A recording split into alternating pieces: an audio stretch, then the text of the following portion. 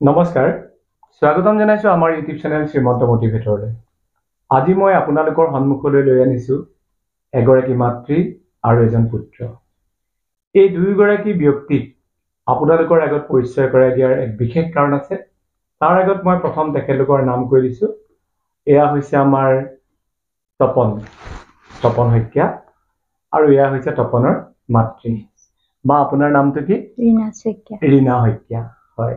ইয়াৰ ৰীনা শইকীয়া বাইদেউ আৰু ইয়াৰ তপন শইকীয়া।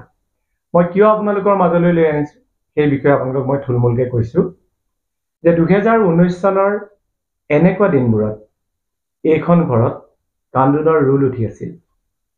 এদিন আমি আহি ইয়াত উপস্থিত হৈছিলোহি আৰু তেতিয়া এই মাতৃগৰাকীয়ে চকুৰ পানীৰ সাগৰত ডুব গৈ আছিল।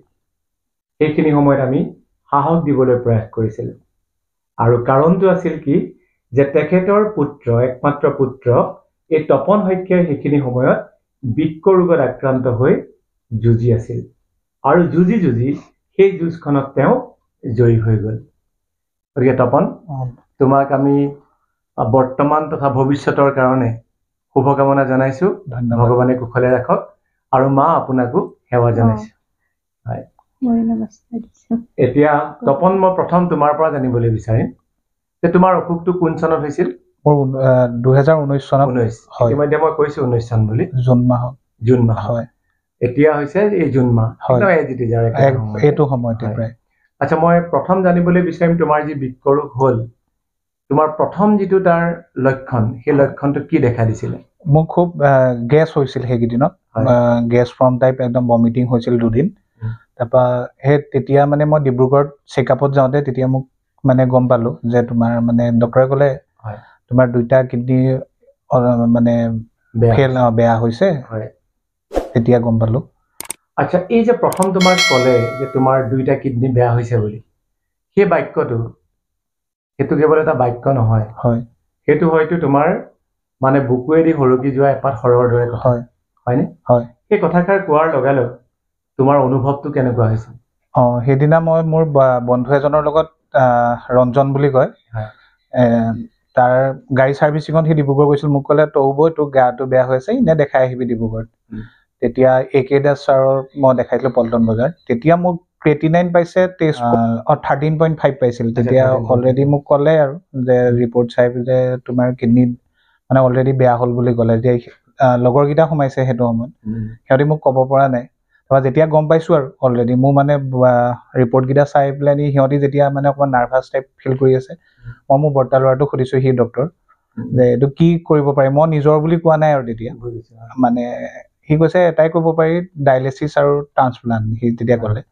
তেতিয়া মানে মোৰ এনেকুৱা লাগিছিল মই যেন মানে ভৰিৰ তলৰ মোৰ মাটি নাইকিয়া হৈ গৈছে। সেইটো সময়ত অন্ধকাৰ, মানে ঘৰত কেনেকে ঘৰৰ মানুহকেইটা ফেচ কৰিম বা কেনেকে মানে ফিউচাৰটো মানে কেনেকে কি আগবাঢ়িম একো মানে তেতিয়া ধৰিব পৰা নাই। মানে ডিব্ৰুগড়ৰ পৰা মই শিৱসাগৰ ঘৰ কেনেকে পাইছো মই একো ভাবিব পৰা নাই মানে সেইটো সময়ত। তাৰপৰা পিছদিনা মোৰ লগৰটোৱে মোক ঘৰত নোকোৱা, আমি মন কোৱাই নাই সেইটো দিনা। মই ৰুমত এনেকে জাষ্ট বিচনাখনত পৰি আছো, মানে কি কৰিম কি নকৰিম এনেকুৱা লাগিছে নেকি, বা কিবা কৰিম নেকি। মানে দেউতাকো মোৰ ৰুমত, দেউতাই মই একেটা ৰুমতে শুওঁ। তেতিয়া মানে দেউতাকো মোৰ ৰুমত শুব দিয়া নাই। দেউতাই কৈছে কি হ'ল?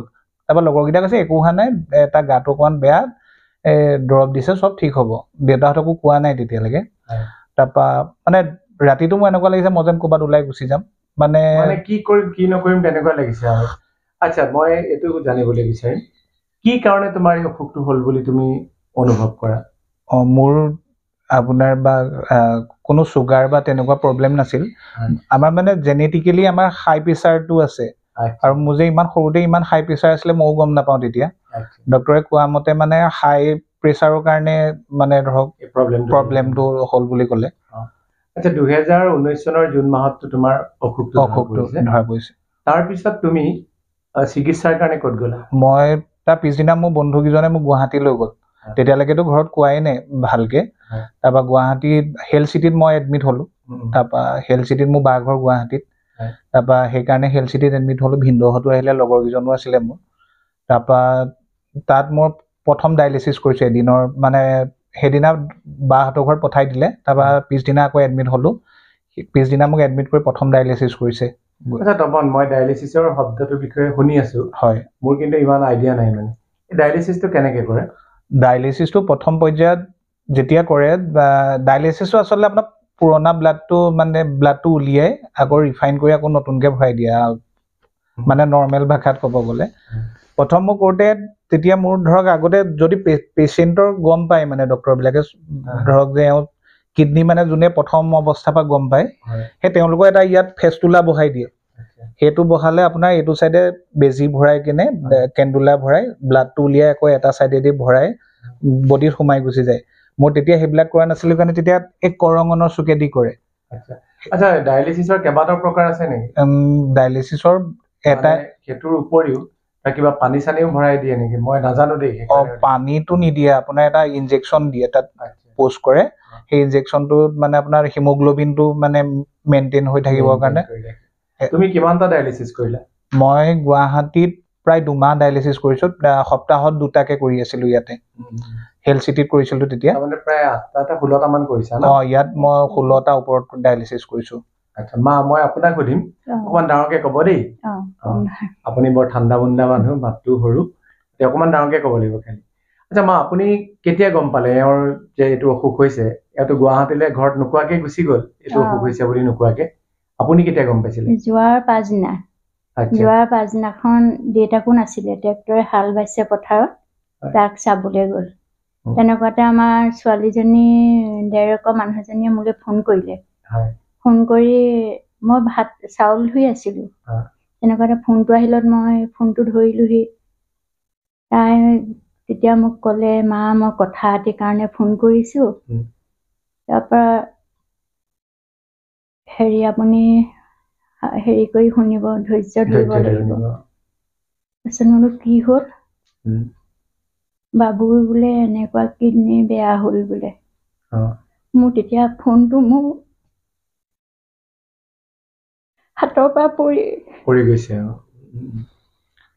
বুজিছো মা হয় এগৰাকী মাতৃৰ যিখিনি মানে এনেকুৱা এটা বিনামীকে বৰ্জ্যপাতৰ দৰে এটা খবৰ সেইখিনি মই তেখেতে পাইছিলে গতিকে স্বাভাৱিকতে তেখেতৰ দুখ লাগিব মই মাৰ লগত আকৌ কথা পাতিম বাৰু আচ্ছা তপন মই জানিবলৈ বিচাৰিম সেইখিনি সময়ত তোমাৰ পিতৃ আছিলে হয় আছিলে দেউতাই খবৰটো পোৱাৰ পিছত তুমিতো ইয়াত নাছিলা মই নাছিলো মই তেতিয়া গুৱাহাটীত মা মই আকৌ বাৰু আপোনাৰ অকমান ধৈৰ্য ধৰি কওক আৰু মানে মই এই কাৰণে আপোনাক কথাখিনি সুধিছো মই জানো আপোনাৰ মনত আঘাত পাব কিন্তু এনেকুৱা পৰিস্থিতি কেৱল এখন ঘৰলৈকে অহা নাই মানে হাজাৰখন ঘৰলৈ আহি আছে সেইখিনি সময়ত এগৰাকী মাতৃয়ে কেনেকৈ ধৈৰ্য ধৰিব লাগিব কেনেকৈ সন্তানক সাহস দিব লাগিব সেই কথাখিনি যাতে আপোনাৰ পৰা সকলোৱে জানিব পাৰে সেইকাৰণে আজি আপোনাৰ কাষলৈ আমি আহিছিলো তাৰপিছত কওকচোন মা আপোনাৰ হাতৰ পৰা মোবাইল ফোনটো পৰি গৈছিলে ন হয় তাৰপিছত তেনেকুৱাতে দেউতাক আহিছে পথাৰৰ পৰা তাৰপৰা মই খুব মূৰত পানী ঢালিছো ভিতৰতে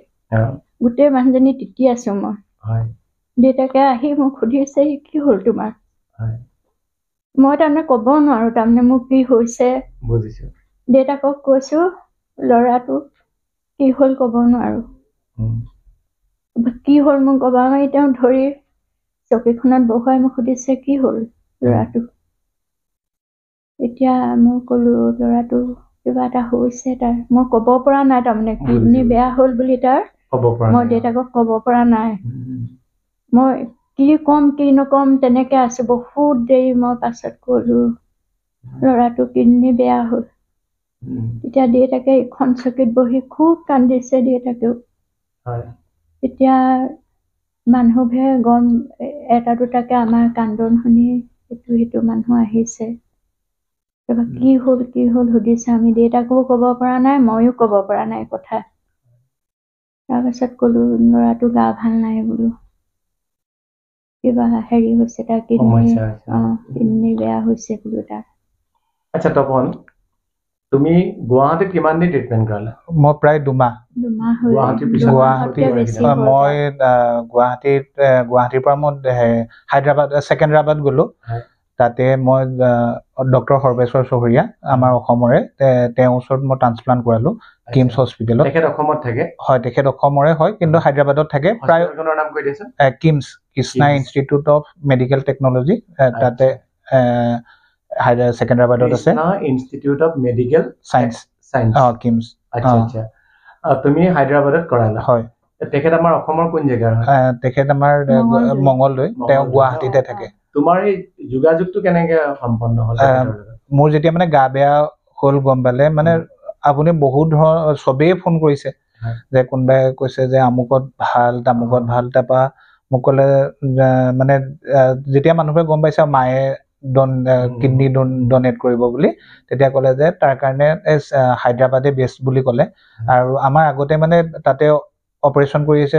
নামটি পেচেণ্ট এজন তেওঁ আমাক ক'লে যে হায়দৰাবাদতে যাওক ছাৰ গুৱাহাটীলৈ আহিব আপোনালোকে তাতে দেখাই ল'ব পাৰিব তেতিয়া আমি গুৱাহাটীত চিকিৎসা কৰি থাকোঁতে আপোনাৰ ছাৰ গুৱাহাটীলৈ আহিছিল আমি তেতিয়া ছাৰক তাতে গুৱাহাটীত লগ কৰি আমি হায়দৰাবাদ গ'লো আচ্ছা আচ্ছা মই আপোনাক এইটো সুধিবলৈ বিচাৰিছোঁ আপুনি আপোনাৰ সন্তানক এগৰাকী মাতৃয়ে নিজৰ সন্তানৰ কাৰণে সৰ্বস্ব দিব পাৰে নিজৰ প্ৰাণ ত্যাগ কৰিবলৈ তেওঁলোক সাজু হৈ থাকে গতিকে আপুনি যেতিয়া গম পালে যে এওঁৰ কিডনিৰ প্ৰব্লেম দিছে তেতিয়া চাগে আপুনি সিদ্ধান্ত লৈ ল'লে ন যদি প্ৰয়োজন হয় মই দিম বুলি ভাবিলোঁ তাৰ পাছত আমিতো কিডনিটো কিনিবলৈ গ'লে বহুত পইচা লাগিব এতিয়া বহুত হেৰি হ'ল আমাৰ ইমান পইচা নাই আমাৰ ছোৱালীজনী বিয়া দিছো গুৱাহাটীলৈ অলপ দিনৰ তোমাৰ দেউতাই প্ৰাথমিক বিদ্যালয়ৰ শিক্ষক আছিলে দেউতাৰটো দৰমহা বহুত বেছি নহয় পেঞ্চন হোল্ডাৰ আছিলে দেউতা 10ত ৰিটায়াৰমেণ্ট কৰিছে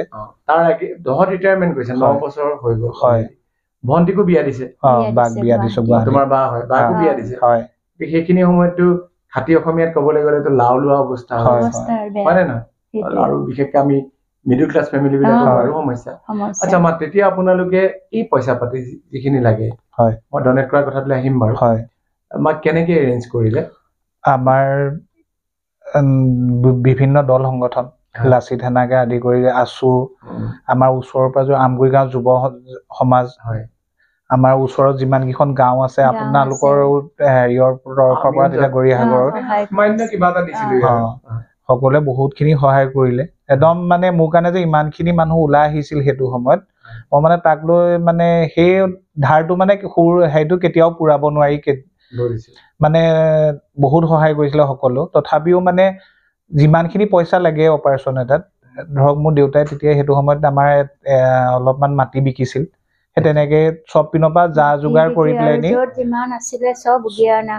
তেনেকে মই এটা কথা তপন সুধিছোন দেই ফ্ৰেংকলি হয় মোৰ যেতিয়া অসুখ হৈছিলে হয় মোৰ অসুখ হোৱাৰ সময়ত মোক বিভিন্নজনে পইচা পাতি দিছিল হয় জব কাৰ্ড কৰা মানুহেও আহি 10 টকা 20 টকা এনেকে মুঠি বান্ধি মোৰ হাতত দি গৈছে হয় মানে 10 টকা 20 টকা 50 টকালৈকে মানুহে দিছিলে হয় তেনেকে ৰাইজৰ আশীৰ্বাদত ভাল হৈ আহিলো হয় মোৰ ক্ষেত্ৰত হয় হয় 2-1 তাৰ পিছত উলিয়ালে ইয়াৰ কেঞ্চাৰ হোৱাটো ভাও আছিলে ই পইচা তুলিবলৈ মাটি কিনিলে আমাৰ মাটি আমাৰ বিক্ৰী নহয় আমাৰ বন্ধকত দিয়া হয় এতিয়াও সেই মাটি খুলিবলৈ আছে মই তোমাক সুধিবলৈ বিচাৰিছো এনেকুৱা ধৰণৰ মানসিক যন্ত্ৰণা পোৱা কথা কেতিয়াবা কাণত উপৰি পৰিছিলে নি মই যেনেকে মোৰ কাণত পৰিছে হয় এতিয়া আমাৰ দেউতাকো ঢুকাই থাকিলে দেউতাকৰ লগতো যিকেইটা পইচা আছিলে গোটেইবোৰ উলিয়াই মই দেউতাকক হেৰি কৰিলো দেউতাৰো কৰ্কট ৰোগত তাৰপৰা কিছুমান মানুহে কৈছে কেনেকে চলিছে মানুহজনীয়ে চবৰে মোলে ল'ৰাটোলে বেয়া লাগিছে কিছুমান মানুহে উত্তৰটো দিছে ল'ৰাটো বেমাৰ হওঁতে বহুত পইচা উঠিলে সেইবোৰে চলি আছে সেইটো কাণত পৰিছে মোৰ মই কিন্তু ল'ৰাটোক মই সেই কথা খাই দুখ পাই বুলি মই কোৱা নাই মই আজি কি কাৰণে কৈছো মা আপোনাক মই জানো মানে আমি যিখন সমাজত বাস কৰি আছো মই সমাজ মানে মই নিৰ্দিষ্ট এখন গাঁও বা দুখন গাঁৱৰ কথা কোৱা নাই মই সামগ্ৰিক অসমৰ কথা কৈছো এই সামগ্ৰিক অসমখনত এনেকুৱা মানুহ আছে মই অসমৰ কথাই কৈছো মই নিজৰ বেলিকা পাইছো আপোনালোকৰ বেলিকাও শুনিছো মোৰ সকলোৰে ওচৰত এটাই কৰজোৰে প্ৰাৰ্থনা জনাও এনেকুৱা কথাবিলাক ক'ব নালাগে কেলে ক'ব নালাগে আজি এনেকুৱা এটা সমস্যা তপনৰ ঘৰত আহি গ'ল 2013 চনত আমাৰ ঘৰত আহি গ'ল হয় কি ঠিক কালিলৈ কাৰ ঘৰত আহিব গতিকে মানুহে ভাল হৈ থকাৰ দিনত কেইটাত ভাবে যে মুতকৈ আৰু সুখী কোনো পৃথিৱীত নাই যে মোৰ জীৱনলৈ একো সমস্যা নাই গতিকে মই মোৰ আখৰিক তৃপ্তি লাভ কৰিবৰ কাৰণে যাকে যেনেকে পাৰো মানসিকভাৱে আঘাত কৰো এই কথাষাৰ ক'ব নালাগে আৰু কোনোবাই যদি কয় আপোনালোকে কথাখিনি হকিয়াই দিবৰ তেখেতলোকক অনুৰোধ জনাব যে এনেকুৱা ধৰণৰ কথা কৈ ইতিমধ্যে শাৰীৰিকভাৱে যথেষ্ট কষ্ট পোৱা মানুহখিনি আকৌ মানসিকভাৱে যাতে আক্ৰমণ নকৰে। আচ্ছা মা, আপুনি সিদ্ধান্ত লৈ ল'লে তপনক আপুনি কিডনি ডনেট কৰিব।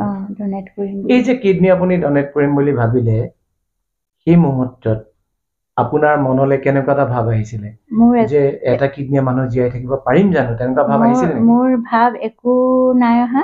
তেতিয়া মই ভগৱানক চিন্তা কৰিছিলো ল'ৰাটো মোক ঘূৰাই দিয়ে, সেইটোৱে মোৰ চিন্তা। আচ্ছা, হয়, মই কি হ'ম মই ভবা নাই তাৰমানে। মোৰ কিবা হ'লেও ল'ৰাটো বাচক, মোৰ সেইটো হেৰিহে মানে সদায় ভগৱানৰ ওচৰত মই তেতিয়া কান্দি কান্দি প্ৰাৰ্থনা কৰিছিলো, প্ৰভু জীৱ লাগে যদি মোকে নিয়া, ল'ৰাটো কিন্তু ঘূৰাই দিয়া। হয় মা, আপোনাক সেৱা জনাইছো। তেনেকুৱা এটা কাহিনী আছে, এজন ৰজাৰ ওচৰলৈ দুগৰাকী মহিলা গ'ল আৰু এটি সন্তান লৈ গ'ল। সন্তানজনী ৰজাক ক'লেগে এগৰাকী যে এইটো সন্তান মোৰ, আৰু ইগৰাকীয়ে ক'লে নহয় এই সন্তানটি মোৰ। গতিকে এগৰাকীয়ে ক'লে মোক দিয়ক আৰু আনগৰাকীয়েও ক'লে মোক দিয়ক। তেতিয়া ৰজাই কেনেকে প্ৰকৃত মাতৃগৰাকী উলিয়াব? তেতিয়া ৰজাই ক'লে যে তৰোৱাল এখন আনা, সন্তানটো দুভাগ কৰো আৰু দুইগৰাকীয়ে এভাগ এভাগ মানে কোলাত তুলি দিওঁ। তেতিয়া এগৰাকী মানুহে খুব কান্দি পেলাই কৈছে যে মোক নালাগে, এওঁকে দি দিয়ক। কিন্তু আনগৰাকী মানুহ একেবাৰে নিৰ্বিকাৰ হৈ আছে, তেওঁৰ কোনো মানে ৰিয়েকশ্যনে নাই। তেতিয়া ৰজাই গম পালে যে যিগৰাকী মাতৃয়ে সন্তানটিক হত্যা কৰিবলৈ নিদিলে সেইগৰাকী মহিলাই হৈছে প্ৰকৃত মাতৃ। গতিকে প্ৰকৃত মাতৃগৰাকীয়ে নিজৰ জীৱন ত্যাগ কৰি হলেও নিজৰ সন্তান ভালে থকাটো বিচাৰে। আচ্ছা মা, আপুনি কিডনিটো এওঁক মানে ডনেট কৰিলে, ঠিক আছে। এতিয়া ডনেট কৰাৰ পিছত আপোনাৰ বৰ্তমান স্বাস্থ্যটো কেনেকুৱা মা? মোৰ তেতিয়া মোৰ মানে ইয়াৰ ভালেই। তেতিয়া য'ত মই 4-5 দিনমান ICUত আছিলো।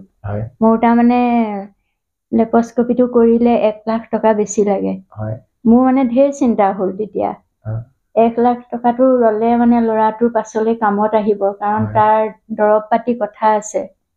মই তেতিয়া ক'লো মই হেৰি নকৰো, 1 লাখ টকা বেছিকে দি নকৰো, মই অপেন কৰিম। মই সেইটো হেৰি কৰিলো।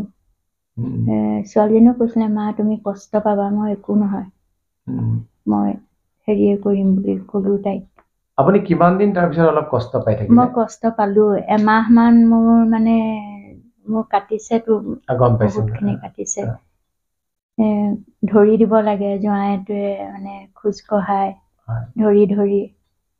তাৰপৰা অলপ বহুত দিনলৈকে মোৰ হেৰি হৈ থাকিলে বাৰু, তথাপিতো মই ঘৰলৈ অহাৰ পৰা ভাল আৰু তাৰমানে। আচ্ছা, আপুনি বৰ্তমান আপোনাৰ যি কিবা সমস্যা আছে নেকি বৰ্তমান? সমস্যা নাই, নাই মানে মোৰ কামটো বেছি হয়। কামটোৰ কাৰণে মোৰ এই বাওঁ চাইডটো কিডনিটো দিছো নহয়, সেইটো মানে বিষ হয়, ভৰিটো কেতিয়াবা পেটটো বিষায়, তেনেকুৱা হয়। আপুনি এইটো চিন্তা কৰিব নালাগে, নিশ্চয় চিন্তা কৰা নাই। কাৰণ মই এজন ককাক পাইছিলো, তেখেত 2011 চনত তেখেত ঢুকাইছে, কিন্তু তেখেতে 1964ত তেখেতৰ এটা কিডনি ৰিমুভ কৰা হৈছিল। কিন্তু 1964 পৰা 2011লৈকে তেখেত একদম বৃদ্ধ হৈ ঢুকাইছে আৰু এইটো আপোনাৰ কি বুলি কয়, বাৰ্ধক্যজনিত কাৰণতে ঢুকাইছে। একদম 100% তেখেত অকে হৈ আছিলে। ইমান ধুনীয়াকে মানে কথা বতৰা পাতে, চাইকেল চলাই ঘূৰি ফুৰে। সেই কথাষাৰেও মই আপোনাক সাহসটো দিছো। মই গোটেই কামখিনিয়ে কৰো। মই এতিয়া সদায় কাম কৰা মানুহ নলগাও, নিজে মানে ঘৰ দুৱাৰ মচি মোক গালি পাৰে তেতিয়া। আচ্ছা মাক, আপুনি খোৱা বোৱাটো কিবা এতিয়া বাছ বিচাৰ কৰে নেকি? নকৰে ন? সব মানে আপুনি নৰ্মেল খাওঁ। আচ্ছা তপন, মই তোমাৰ কথা লওঁ, তোমাৰ খোৱা বোৱা কেনেকুৱা? মই খোৱা বোৱা খালি চিকেন খাওঁ, কিন্তু ৰেড মিট নাখাওঁ। নাখাবা ৰেড মিটটো। ৰেড মিটৰ ভিতৰতো তুমি জানাই পৰ্ক পৰে, বিফ পৰে, মাটন পৰে, তাৰপিছত তোমাৰ হাঁহৰ মাংসটো হয়। আচ্ছা, এইটো নাখাবা, একো নাই। আৰু মোক তুমি এটা কথা কোৱাচোন দেই, এই যে কিবা প্ৰব্লেম পোৱা নেকি তুমি? মই এতিয়া বৰ্তমান একো প্ৰব্লেম নাপাওঁ।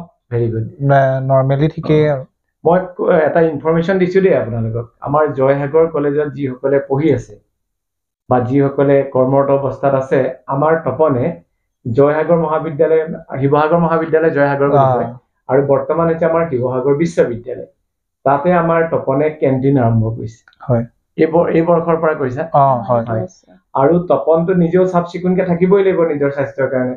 গতিকে মোৰ বিশ্বাস আছে তেওঁৰ কেণ্টিনখনো নিশ্চয় চাফ চিকুণকে ৰাখিছে গতিকে তপনক মাত এষাৰ দিব তাত চাহকাপ খাওক বা নাখাওক কোনো ডাঙৰ কথা নহয় কিন্তু এনেকুৱা এজন সাহসী এনেকুৱা এজন যুঁজাৰু যুৱকক কাষত গৈ এষাৰ মাত দিব তপনৰ যেতিয়া গা বেয়া হৈ আছিলে আমি তেতিয়া মানে বানপানীৰ কাৰণে এটা পইচা তুলিছিলো দেই পইচাটো আমি যিমান তুলিম মানে যিমান আহিব বুলি আহিছিলো তাতকে তোমাৰ অলপ বেছি আহিলে মানে বহুতে আমাক সামগ্ৰী দিলে তেতিয়া আমি গোটেই গ্ৰুপটোৱে সিদ্ধান্ত ললো যে এটা পইচা আমি তপনৰ কাৰণে দিম গতিকে তোমাৰ কাষলৈ আহি সেই পইচাটো দি থৈ গৈছিল তেতিয়া আমাৰ না যাত্ৰা বুলি হোৱাটছএপ গ্ৰুপটো আছিলে না অনুশীলন আছিলে একোৱে নাছিলে সেই থকা হলেতো মই চাগে মই নহয় সৰি আমি নিশ্চয় তোমাক অলপ বেছিকে সহায় কৰিব পাৰিম বাৰু যি কি নহওক ভগৱানে কোনো কাৰণতে তোমাৰ জীৱনলৈ আৰু সমস্যা নানক এতিয়া সুখৰ সময় হয় দুখৰ সময়খিনিত বেছি সময় থাকিব নোৱাৰিলো তোমাৰ সুখৰ সময়খিনিত আমি সদায় আছো আচ্ছা তপন তুমি এটা মেডিচিন ল'ব লাগে নে মই ডেইলি বেচিছ মেডিচিন খাই দিব লাগে কেনেকুৱা টাইপৰ মেডিচিন আপুনি এটা আমাৰ টেক লেভেল বুলি এটা বস্তু থাকে সেইটো মেইনটেইন কৰি থাকিবৰ কাৰণে আপোনাৰ এটা মেডিচিন দিয়ে আৰু এটা আপোনাৰ আমাৰ ব্লাডৰ হেৰিৰ কাৰণে আমাক এটা দিয়ে দুটা মেডিচিন খাই দিব লাগে আৰু মোৰ প্ৰেছাৰটো আছিলে আগতে সেইটো কাৰণে মেডিচিন দিছিল কিন্তু এতিয়া ট্ৰান্সপ্লান্টৰ পিছৰ পৰা মোৰ প্ৰেছাৰটো নাইকিয়া হৈ থাকিলে এতিয়া ধৰক প্ৰেছাৰৰ টেবলেট মই নাখালেও হয় নৰ্মেলি ধুনীয়াকে চলি আছো এতিয়া বৰ ভাল কথা আচ্ছা তপন এইটো কোৱাচোন তোমাৰ মেডিচিনটো দিনে মই সুধিম বাৰু তুমি মাত্ৰ মোক দামটো কোৱা যে তোমাৰ এক মাহত কিমান খৰচ হ'ব পাৰে মোৰ এক মাহত মই 15,000 টকা আগতে কিনি খাওঁতে প্ৰায় 15,000 টকা ওপৰত যায় এতিয়া মই বৰ্তমান ফ্ৰী মেডিচিন খাই আছো কোন হস্পিটেলৰ পৰা লোৱা আমি ডিব্ৰুগড় মেডিকেল কলেজৰ পৰা গভৰ্ণমেণ্টৰ সাপ্লাই আমি মেডিচিন খাই আছো খুব ভাল পাইছো কথাষাৰ শুনি হয় কাৰণ তুমি 15,000 টকা ঔষধ অসম চৰকাৰৰ যোগেদি মানে সেইটো তুমি পাইছো কোনো খৰচ পাতি কৰিব নালাগে খুব ভাল কথা আমাৰ অসমৰ স্বাস্থ্য মানে ক্ষেত্ৰখনেই হওক বা শিক্ষাৰ ক্ষেত্ৰখনেই হওক আগুৱাই যাওক আৰু এইখিনি সুবিধা সকলোৱে লাভ কৰক হয় সেইটো বুলিয়ে আপুনি মানে ডিব্ৰুগড় মেডিকেল কলেজত এতিয়া নেফ্ৰলজি আমি য'ত ডক্টৰৰ ওচৰত আমি যাওঁ আপুনি ডিপাৰ্টমেণ্টটো দেখিলে আপুনি পাগল হৈ যাব লাগিব ইমান ধুনীয়া চাফ চিকুণ আপুনি চেণ্ট্ৰেল এচি আপুনি মানে সাংঘাতিক আপুনি ভাল প্ৰাইভেট হস্পিটেলতকে এতিয়া বহুত উন্নত চৰকাৰী যিবিলাক বস্তু আৰম্ভণিটো খুব ভাল হয় কিন্তু ধ্বংস কৰে আমাৰ অসমীয়া মানুহ হয় এই জয়সাগৰ হস্পিটেলতে মই এবাৰ দেখিছো এটা মানে মোৰ চিনাকি এজনে কেবিন এটা ল'লে বাল্বটো নাই মই সুধিলো বাল্বটো কি হ'ল বোলে ইয়াৰ আগত যি পেচেণ্ট আছিলে বাল্বটো লৈ গ'ল তোমাৰ ইউৰিনেলত গৈ তামোলৰ পিক পেলাব আৰু আটাইতকৈ ট্ৰেজেডি কি যে আমাৰ এই কৰিডৰ বিলাকত ভগৱানৰ ফটো লগাই থবলগীয়া হয় মানে পিক পেলাই বুলি তাতো পিক পেলাই এটিএমত গতিকে গোটেই লেতেৰা কৰি কিন্তু আমাৰ পেচেণ্ট বিলাকে patient not only patient but also attendant মানে সেইবিলাকে মানে খোৱা বোৱা খিনি সামগ্ৰিকভাৱে আমিয়ে নষ্ট কৰো মানে এই আমাৰ চৰকাৰী সম্পদখিনি নিজৰ বুলি আমি যিটো মানে তত্ত্বাৱধান ল'ব লাগে সেইটো আমাৰ নৈতিক দায়িত্ব আচ্ছা মা মই এইখিনিকে কথা পাতিলো মই শেষত এটা কথা সুধিম তপনক যে তপন কিমান টকা খৰচ হ'ল তোমাৰ এই গোটেই প্ৰক্ৰিয়াটোত মোৰ তেতিয়া প্ৰথম গম পোৱাৰ পিছত মোৰ হেল্থ চিটিত বহুত টকা গ'ল হেল্থ চিটিত আপুনি মানে মোৰ প্ৰথম ট্ৰিটমেণ্ট ষ্টাৰ্ট কৰাৰ পিছৰ পৰা সেইখন বহুত অকণমান কষ্টলিও তেতিয়া আমাৰ ওচৰত একো মানে আমি একো আইডিয়াও নাছিলে একো গমো পোৱা নাছিলো পতকে কি কৰিম কি নকৰিম হেল্থ চিটিত আমাৰ অলপমান টকা গ'ল কিন্তু হায়দৰাবাদলৈ যেতিয়াৰ পৰা আমি গ'লো তাত মানে ইমান টকা নহয় তাত মানে অকণমান কম প্ৰতিটো বস্তুৰ আমাৰ ইয়াত যিটো ধৰক অ'টিত লগাই তাত নৰ্মেলি মোক মানে আমাৰ ইয়াত ডায়েলিচিছ কৰিবৰ কাৰণে বুকুত এটা বস্তু জুবলাৰ বুলি কয় এডাল লগাই আমাৰ ইয়াতো মোক ঢেৰ জিতি ক'লে তাত গ'লো মোক ডায়েলিচিছ ৰুমত বহুৱাই জাষ্ট লোকেল এটা দি লগালগ 1 মিনিটত ফিট কৰি দিছিলে বিনা পইচাত হস্পিটেলত কিমান দিন থাকিবলগীয়া মই প্ৰায় 2 মাহ আছো তাতে মানে হস্পিটেলত আপোনাৰ অপাৰেশ্যনৰ পিছত 9 দিন ৰাখে তাৰপিছত আপোনাৰ ৰুমত পঠাই দিয়ে তাত 2 মাহ আমি আছিলো 2 মাহত আপোনাক ঘৰলৈ পঠাই দিছে মই তপনকটো সেই তেতিয়া আহোঁতে ফিজিকেলি লগ পোৱা নাছিলো মই আমাৰ মাক লগ পাইছিলো সেইখিনি সময়ত অকল আপুনি আছিলে তেতিয়া আৰু মই দেউতাকো লগ পোৱা নাছিলো এদিন হঠাৎ যোৱা বছৰ এপ্ৰিল মে মাহত মানে যোৱা মে নহয় 2023 মে মাহত হঠাৎ মই শিৱসাগৰ অপসৰাৰ সন্মুখত এইটোকে কি তিনিআলি কয় অপসৰা তিনিআলি মুক্তিনাথ চাৰিআলি নহয় এইডোখৰ ঠিক আছে সেই চাৰিআলিটোতে মই দেখিলো আমাৰ তপন আহিছে, আহি মোক মাতিলে, দাদা ভালে ছাৰ ভালে আছেনে? মই কৈছো ভালে আছো, মই কিন্তু ধৰিব পৰা নাই। তেওঁ কৈছে মই তপন, আপুনি যে আমাৰ ঘৰলৈ গৈছিলে। মোৰ মানে ইমান ভাল লাগিছে কথাষাৰ। তেওঁ মোক লগ পোৱা নাই, অথচ মোবাইলে দেখি মেলি তেওঁ মোক সেই কৃতজ্ঞতা জনাইছে। পৃথিৱীত খুব কম মানুহে কৃতজ্ঞতা জনাব জানে, কিন্তু সেই কৃতজ্ঞতা জনা মানুহবিলাকৰ ভিতৰত তুমিও এজন। ভগৱানে ভালে ৰাখক, কুশলে থাকা। তোমাৰ ফোন নাম্বাৰটো এবাৰ কৈ দিয়া, কাৰণ এনেকুৱা ধৰণে যেতিয়া কোনোবা সমস্যাত পৰে, ভগৱানে নেপেলাওক কাকো, যদি পৰে তেতিয়া তপনৰ লগত যোগাযোগ কৰিব, আৰু তপনে আপোনালোকক অকণমান হ'লেও আইডিয়া দিব পাৰিব। তপন, তোমাৰ নাম্বাৰটো এবাৰ কৈ দিয়াচোন। 7002754752। আকৌ কৈ দিয়া। 7002254752। হয়, থেংক ইউ। মই এবাৰ লিখি দিম ইয়াতে। গতিকে তপনৰ লগত যোগাযোগ কৰিব। চাব, কেতিয়াবা তেওঁ খুব ব্যস্ত হৈ থাকে, সেইখিনি মই ধৰিব নোৱাৰিলেও নিশ্চয় কল বেক কৰিব। তপনৰ পৰা আপোনালোকে সাহস পাব, তপনৰ পৰা আপোনালোকে আইডিয়া পাব, আৰু তপনে বৰ্তমান সময়ত বহুজনক জীৱন দিনাৰ কাৰণে এখন জীৱনী সুধা ঢালি দি আছে। গতিকে আশীৰ্বাদ কৰিব, তপনৰ মাতৃ আৰু তপন দুয়োগৰাকী সপৰিয়ালে কুশলে থাকক, আৰু তেখেতৰ উলিয়াই দিয়া কন্যাও কুশলে থাকক। আৰু তপনৰ হৈ সেইখিনি সময়ত তপনক যি মানসিকভাৱে, যি আৰ্থিকভাৱে সহায় সহযোগিতা আগবঢ়াইছিলে, সকলোকে আমি ধন্যবাদ আৰু কৃতজ্ঞতা জ্ঞাপন কৰিছো। তপন সকলোৰে কাৰণে সাহস আৰু শক্তিৰ প্ৰতীক হওক। ধন্যবাদ মা, সেৱা জনাইছো।